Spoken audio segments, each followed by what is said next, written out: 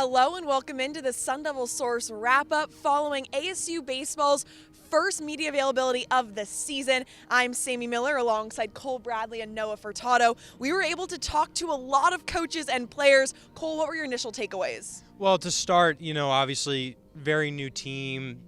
Coaches, including Bloomquist, expressed a lot of,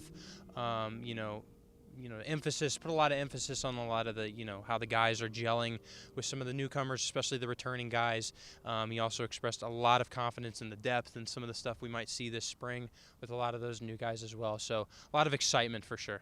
And Noah, what about you? Bloomquist was pretty emphatic about the fact that there's a lot of new guys who can be impactful right away. And on paper, at least, that's it. That's how it seems. He mentioned that at least 2 or 3 times specifically, that you can really only know so much before a season gets going about who's going to be the guys to respond to, let's say, a loss or a slump, whether it's, you're having some mental errors in the field. All of that stuff is not really in play right now. They just know that from a skill set standpoint and a mindset, right, they're at a good foundational starting point. And today we learned some news that pitcher Tyler Meyer will be out for the entire season. Just last week he got surgery on his labrum, so that will be a big loss for the Sun Devils. And last season they really did have some struggles on the pitching side, but the coaches and players did say that they do have a lot of depth still. So Noah, what do you think in regards to their depth? Yeah, losing Meyer was big because he was really the only starter that came back from last season. But they brought in a whole lot of transfer arms to really bolster that rotation. It's not fully filled. Coach Peraza mentioned that at least 2 are.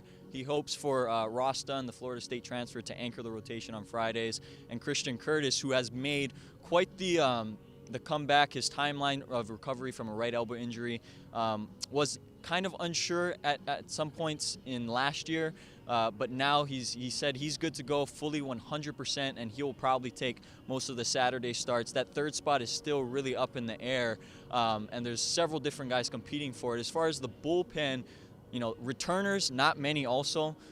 You have Brock Peary, who led the Pac-12 in saves last season. He's still back. But outside of him, Bodlovich, who was a long relief guy, he's the only one from that group last season. And currently, even in the closing role, Peary has still got some competition, according to Peraza.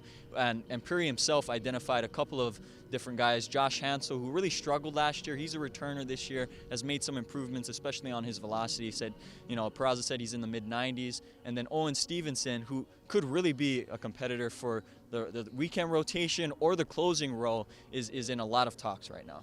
And Cole, what about you? What are your thoughts on this pitching depth? Yeah, well, like Noah said, obviously losing your primary midweek guy from last season is a huge deal, especially considering how many innings he was able to eat towards the end of the year when a lot of those guys just really weren't reliable. But they didn't really seem too concerned about it, and by they I mean Bloomquist, Peraza, and that really is because of how confident they are in this depth that they added. And I think, just in our discussions with, Christian Curtis and Owen Stevenson, those guys feel very confident as well.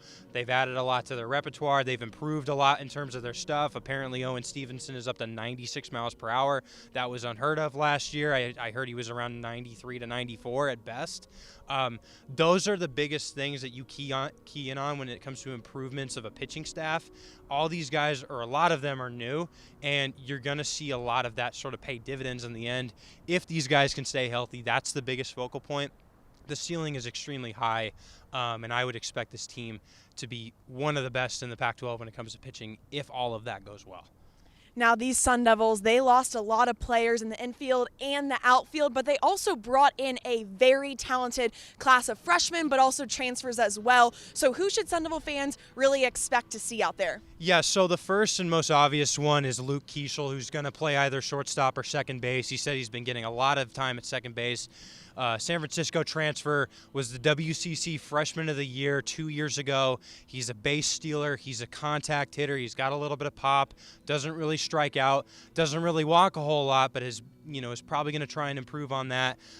Defensively, he's been a little suspect in the past, but it's something that they can kind of be versatile with. He's a guy who's moved all around the infield during his career, so he's a guy to definitely keep an eye out for. Next, and we'll talk a little bit about the freshman as well, but I had a really good conversation with Isaiah Jackson. He's a guy that not only for this year, but Sun Devil fans are going to want to kind of get to know about for the next maybe 1 or 2 years. Really like high ceiling guy, super impressive. All the physical tools are there. He's above 6 foot. He can swing it from the left side. He's got a really good physical frame that he can build out more over the years. He's got a lot of power, but above all else, he understands what his role is going to be. He's competing for a starting spot, but he's being humble for the time being. Regardless, I'd expect to see him in a corner outfield spot come opening day. So definitely a guy I'm impressed with. And Noah, what about you? What are those standouts in your eyes?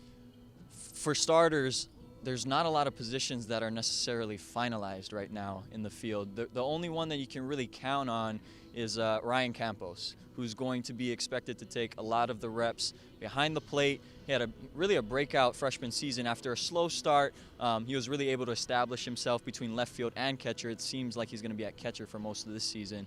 Outside of that, there's a lot of position battles going on. I talked with New Contreras, who's a freshman from Hawaii, coming in, competing for a starting role at third base. He's been mentored actually from another newcomer, a New Mexico State transfer, Willie Cano.